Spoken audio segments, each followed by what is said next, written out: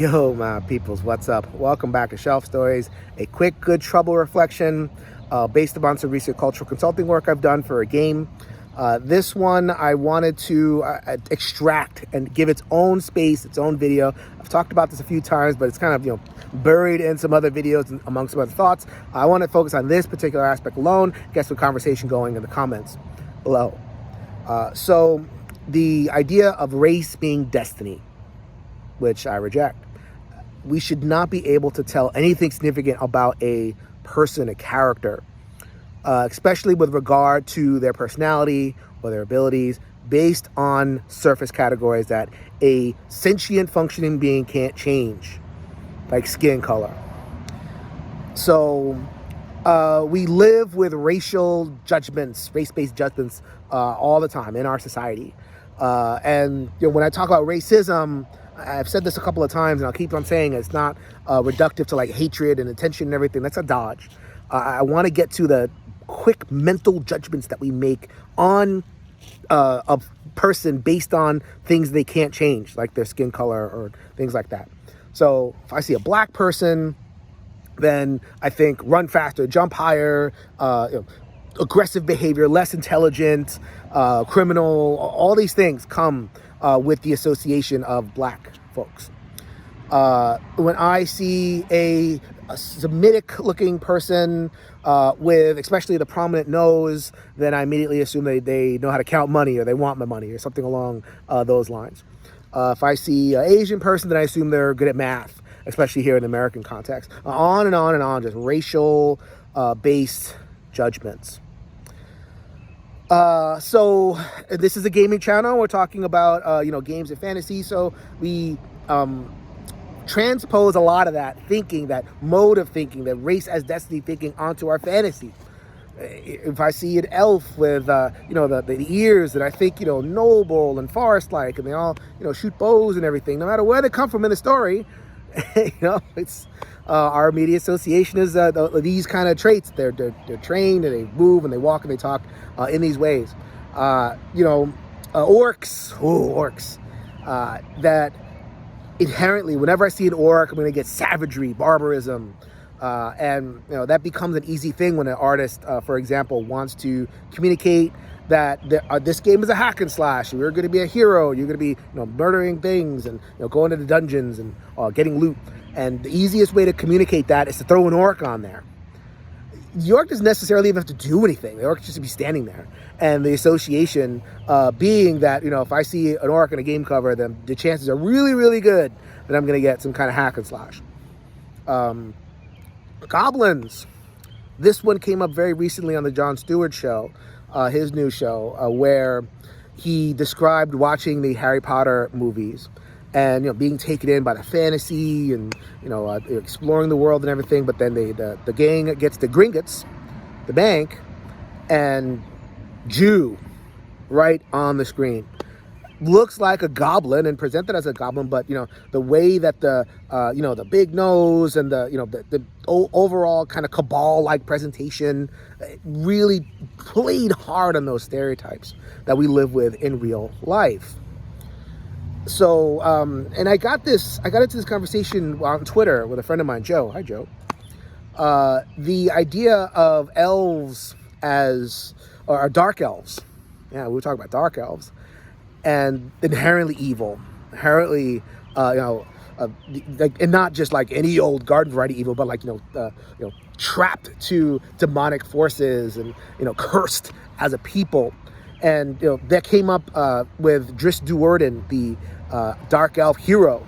Those stories that I grew up with, and both Joe and I grew up with, rebelling against the society. Excellent stories based on a fiction that all dark elves, whenever you saw a dark elf, that meant evil. Matter of fact, the dark skin itself was a signifier of evil, at least the way that the early fiction played out. Hopefully that's changed a little bit, but we still kind of bear that legacy in our fantasy. So it's difficult because of a couple of reasons. Number one, whenever we approach it that way, whenever we approach race as destiny of certain, personality traits or abilities or morality, we inevitably transport our real life biases into the fiction. And, there's going to be some people that have a difficulty with that. It's like, whoa, authors can do whatever they want. If they want to present the race as, inherently something, that should be free. It doesn't escape the fact, doesn't escape the criticism that I've yet to see a fiction, really, I've yet to see a fiction that where they approach it that way, they don't carry those real world stereotypes and reproduce them, intentionally or not, in their fiction. That's one thing. And number two, I just don't think that is necessary to do it that way. You can tell every single classic story. You can tell, the most elfity elf that ever elfed. You can tell, halflings as these little agile beings. You could tell all those stories by not making it about halflings are, elves are. You make it about their cultural background. You make it about that things that can change. And that's true for a fantasist who's writing a large fiction, but it's also just true for an artist. We're not, telling these grand fictions in board games. We're trying to communicate things quickly so that the audience member, the consumer, knows what they're buying. And so, if you want to communicate hack and slash, you're facing off against a group of cultists. You're facing off against a tribe, a multi-ethnic, multi-hued tribe, but they have some sort of common deal with something like the devil or whatever it is. You could communicate that with clothing, with a posture, all sorts of different ways that you could communicate, someone's evil choices, or something, or even like a positive thing. So if you're presenting about your merchants, then it could be a multicultural or multiracial, multi-species, or whatever word you want to use, group, but they all have agreed culturally, and you can signify that, in all sorts of different ways. When it comes to a really quick, pithy way to express that, what I like to say is, if your character in your fiction has sentience, then it should have choice.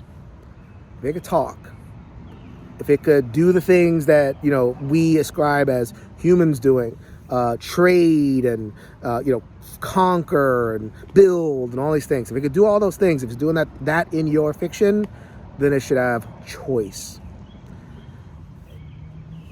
I said this many times, orcs should be able to be, anything they want. They should be, the dastardly nimble rogues. They should be able to be wise wizards that are wiser than any wizard that ever wizard. Why is it whenever I want to communicate wizard, I see an old white guy with a beard?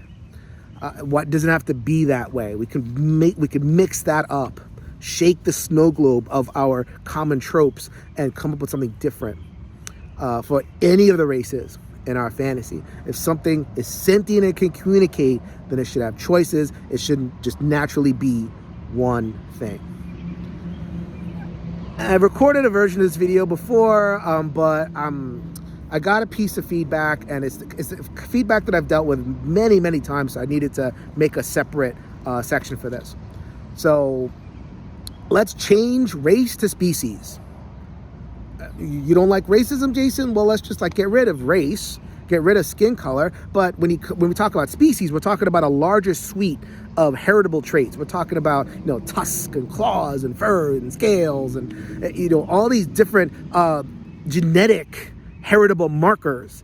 And, we should be able to have those different things. So the elf species and the orc species and all the, and whatever else, as if that gets around the issue. It doesn't, because it's not about the heritable traits themselves. It's about how we judge what comes out of those heritable traits. When we see an entity with a pair of tusks, do we assume aggression? No, we might have some really cuddly warthogs or things that are, just kind of emerge from there. It's if we see, large ears, does that assume they listen better and they're better natural diplomats? That's the kind of thing we're talking about here in fantasy. Assuming that personality and ability emerge from these heritable traits. That's what I want to try to get away from. Just because something has tusk or whatever it is, keep the tusk, keep all that. I don't want everybody to be funny looking humans, but it's if they're sentient, if they can talk, if they can think, then they should be able to do different things. Their society, whatever society that looks like, should be able to express itself in different ways. Race is not destiny, especially for things like personality, ability, skills, culture. That's separate. That emerges from interactions in real life. Have your tusks, have your different crazy fantasy races, but if it has sentience, then give it society. That's the message. If you can change your mind, you can change the world, people. So until next time, say everybody.